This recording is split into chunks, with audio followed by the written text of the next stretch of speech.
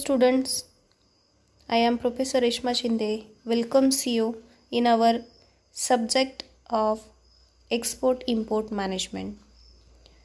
In today's session, you are going to learn the nature, scope, advantages and disadvantages of international trade.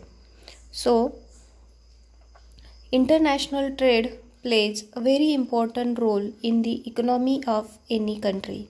So in today's session, you will learn what is the nature of international trade, means what are the factors we affect on international trade, then scope of international trade, then advantages and disadvantages of international trade. So we'll start with nature of international trade.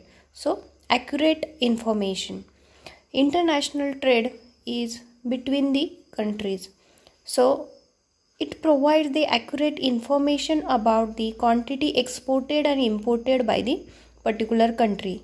It also provides the information about demanded quantity to the company.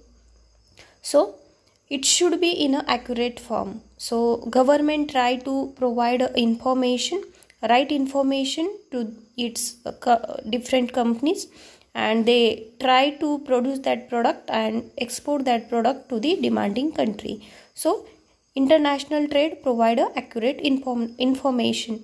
That is the first nature of international trade. Then timely information. So international trade is a broader term. It is a very large, occupies very large area in a market or in a business. So it provides a timely information to a country. So every country has its record of what quantity exported by the country and what quantity imported by a country. It provides the commodity wise data available to the country at every time, and they have a strong record of exported and imported commodities and quantity. So it provides information whenever it necessary. So it is a nature of international trade which provide timely information to its country. The next size of international business should be large. So as I discussed, international trade is between the countries.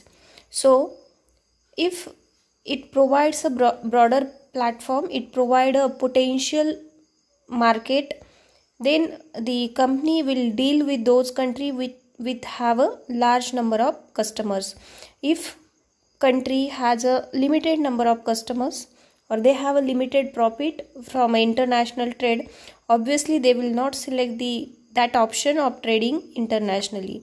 So if there are the opportunities to achieve more and more profit, then only the particular country decides about the international business or international trade. So in an international trade, the company, if they are deciding to export or they decided to trade with different countries, it should be in a large quantity, or it should be provided enough profit to the sellers or exporters of a country. Then market segmentation based on geographical segmentation. Yes, so in an international trade, the segmentation done on the basis of geography of a country. There are different types of segmentation. That may be the psychological, that may be the demographic, that may be the geographical. So international trade is obviously based on geographical segmentation. So it group particular area, and according to demand of that area, the company try to fulfill the demand. And last one, that should have more potential than domestic market. As I discussed, the particular country only select the option of dealing with internationally when there is a large number of customers instead of small. If they have a small number of customers, then they obviously not deal with the other country. They sell that product within their own country. So this was about the nature. Then scope of international trade. So in an international trade, there is a large scope to the exporting country. There are different factors, different scope. The first one, that is the global environment. So international business is an integrated business. So it is provide a integrated study platform to the organization. So it provide a broader perspective to a particular business.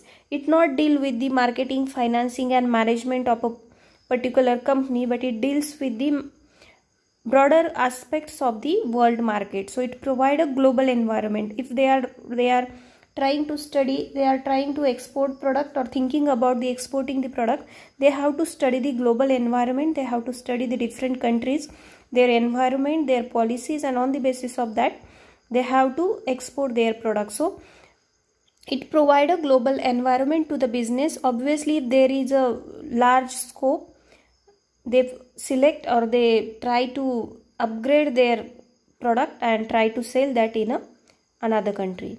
The next one is broadest and generalized study of a business. So it is a realistic that international trade involves broadest and most generalized study of the field of business. So it's a more generalized study of a business. It adapts the fairly unique and broader environment, the conditions and environmental variables that are significant in internal business. The internal business, they may have the significant factors like foreign legal systems, foreign exchange market, inflationary trends and cultural differences. So when they are dealing with the country, they have to consider these factors, that is the legal system of the country which you are going to export, then foreign exchange market, then inflationary trends and the cultural differences of your country and the importing countries. The next one is economical integration. So economical integration means there is a integration between the two economies of different countries, or the integration between the different economies of different countries. So it is a global integration where there is a scope of global trade as well as investors from other countries, then global factors, then there are some FDIs for different countries, then there is a trade in services and so on. So there is a broader and global integration in a economy. And then export and import of goods. So the goods, as you know that goods mean the tangible things which we can sell or which we can exchange. So there is an opportunity to export the goods, that may be the physical goods, commodities or different types of merchandise that exported from particular country, and the importers are those which bought that goods across the national borders in a country. So export and import of goods. So the country who has the ample availability of product, they export the product to the lacking country, and the country who has the scarcity about the goods, they purchase a product, commodities or merchandise from the country who has in more number. Then export and import of services. So as goods, services are very important. So along with the goods, services also going to provide by different countries, and that services may be the services of banking, it may be the services of insurance, it may be the consultancy services, it may be the travel and transportation. So though the export and import of services means providing the services across the border. It may be the services in form of insurance, may be banking, it may be consultancy, or it may be in the travel and transportation form. Then foreign earning. There is a huge scope to an exporting country to earn a foreign income. So there is a chances and scope to earn a foreign money. We can say we called it forex. So foreign exchange. So there is an opportunity if particular country has a foreign earning in a more amount, obviously the economy of that country becomes a strong in a world. So it helps to become a global players in a economy, and it increase the status of the particular country, and obviously there will be the development in the country. The next scope, that is the FDI. So it is a foreign direct investment. There is a huge scope in FDI if they are trading in internationally or they are trading with different countries. So different investors try to invest money in a country like who is exporting quantity in a more amount and who has a good exchange. So it give a huge scope to a particular country to earn or to invest as a FDI. Then licensing and franchising. So if particular country has a goodwill in a global market, obviously there is a flow of licensing and franchising offered by different big companies to particular country. So it provides the licensing and franchising, and which increase the goodwill of particular country, as well as it helps to the increase the status of particular country in the economy. Then business opportunities. If country has a good availability of resources, they are producing good number of good quality of product in a big quantity, they are fulfilling their own requirement of their country, as well as they have a sufficient amount of quantity to export, then obviously they have a good opportunity to trade that product internationally with the different countries, and it will helps to increase the international business of country. So it provide an opportunity to the business of particular country to earn the money to increase the business in another country or in a world. The next one, advantages or importance of international trade. So first one is optimum allocation. So international specialization and geographical division of labor, which leads to the optimum allocation of world resources. So it make possible to the most efficient use of that resources. So if there is a scope or opportunity of international trade, obviously the country will use its resources at an optimum level. So if they are using optimum resources, obviously there is a higher productivity and it will give the more profit to the exporting country. So that is the first advantages. There is a proper utilization of available resources if they have the opportunity of exporting product, and if they got that opportunity, obviously they will allocate all the available resources at its optimum use. And then next one, gain specialization. So if there is a particular country has a special type of resources, suppose the countries who has a ample availability of oils, so they can focus on oil production instead of another commodity. So if they are specialized, they have the ample availability of resources, they can specialize in that commodity, and whatever they needed they can purchase from another country. So there may be the specialization. The country who has the right or who has the positive resources, they invest that money in that, or they invest in that particular commodity, and they try to specialize in that product and export that product to the countries who are not having that specialization, and importing from those countries which they are not have or they cannot produce in their own country. So it becomes to specialize, and if there is a specialization, there will be the good quality, or there will be the quality product will be available to the customers. And then enhanced wealth. Obviously if particular country is exporting a product, it increase the foreign income, and if they have the more customers than the trading in internally, so if they got the higher number of customers from the different countries, obviously they will earn the more money, and it will increase the wealth of country as well as the wealth of particular company. Then larger output. Suppose there is a opportunity and there is a availability of market, the company try to increase its productivity, as well as country focus on increasing productivity of its all resources, and if they trying to improve productivity, there will be the larger output, and which give the larger outcome to the particular country. Then welfare counter. It increases the world's prosperity and economic welfare of each trading nation. So it also increases the prosperity and economic welfare of a trading country. Then cultural value. So every country has a different cultural value.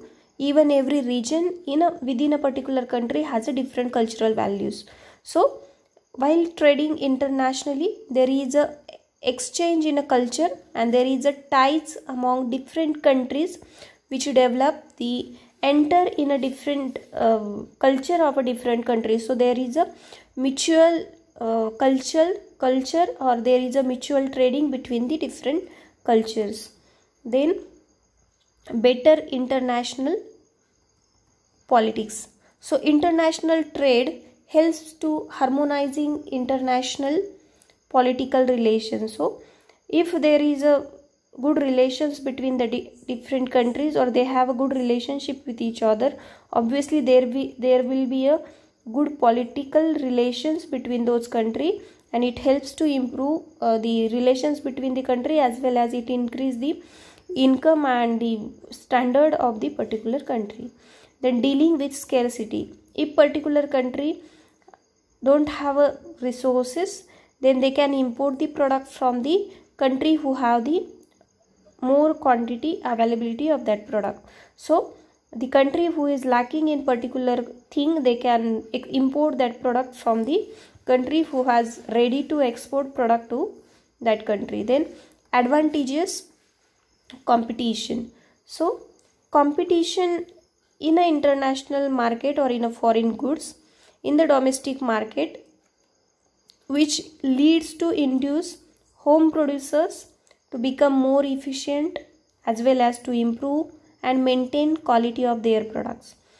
So if there is a competition, or if producer from the country who dealing in domestic market, if there is a good competitor from the another country, so obviously the product, they try to improve the quality of their product, and obviously customer will get the good quality product.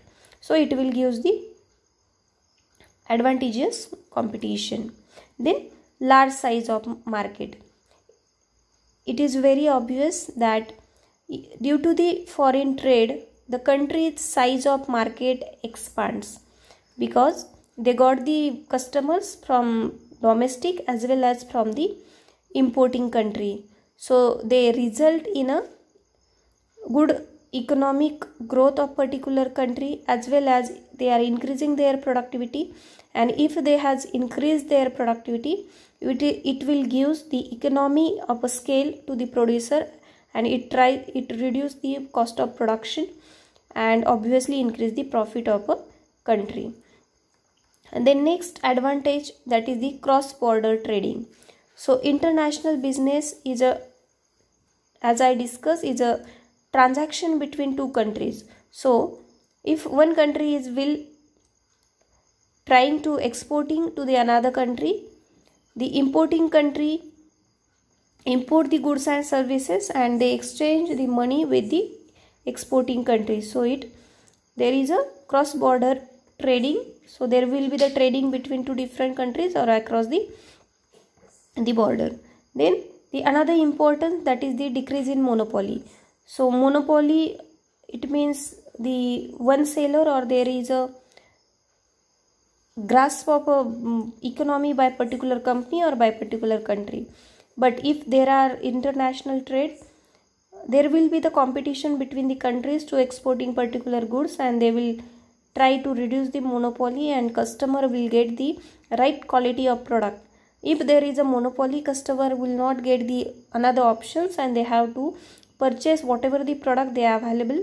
So it will give the inferior quality product to the country or to the customer. Then develop economy. Obviously international business helps to develop economic condition of any country or any targeting nations. If the underdeveloped country tries to, or they export the product, obviously they can become a developing or as well as developed country. So it helps to develop economy of particular country. Then increase standard of living. It means that when there is economic development, it helps to increase the per capita income of particular country, as well as there is a increase the earning capacity of particular country or the citizens of a country. And the high quality products, I think we discussed this product. If there is a good competitors, the customer will get the good quality product, and that will helps to get that product at a optimum or at a competitive price. Then another point, that is the disadvantages of international trade. The first one, that is the exhaustion of resources. So when country has large and continuous export, the essential raw materials and minerals may get exhausted. That means if there is a company targeting on the more on the exporting, so there are chances of exhaustions or exploitation of the resources, and that may affect adversely on the resources. It may give a adverse effect on the economy on a country or on a resources of a country. The next one, that is the blow of infant industry. So foreign competition may adversely affect on a new and developing infant industries at a home. So if there is a new companies growing in a country, there is a growing of new companies in an economy. If there is a competition from another country or from a well developed or settled company, obviously the growing companies will face the different challenges, and there may be the chances they will not grow, and there may be the suppression of those companies. Then dumping. Dumping means selling a product at the less price than the domestic market. So if particular country are going to sell a product at a less price than the domestic market, obviously there will be the adverse effect on the companies which are from home country. So there will be the they have to reduce their prices, or otherwise they will not get the customer for their product. So it will affect adversely on the country. Then diversification of savings.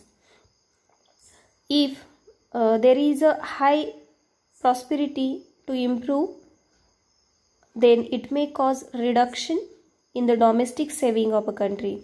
So if they are have the more options, they try to invest that money in different options in different countries internationally, and there may be the diversification of savings. So if they invest more and more, there will be the less and less investment.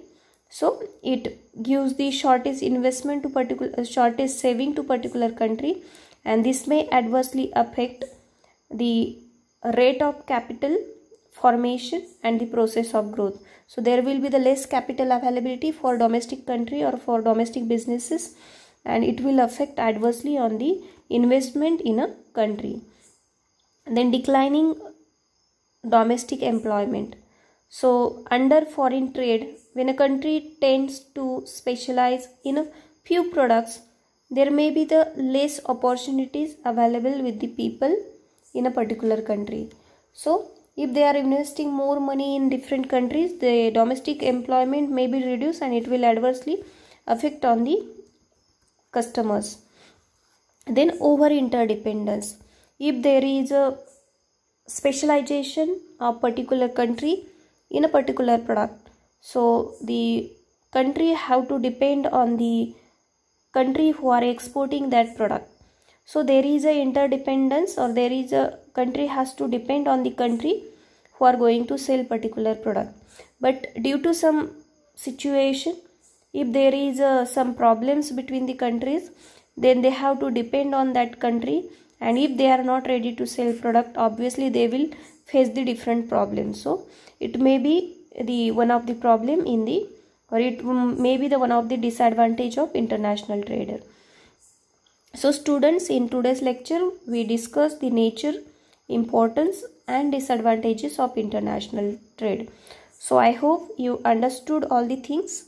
If you have any problem, you can contact to me. Thank you.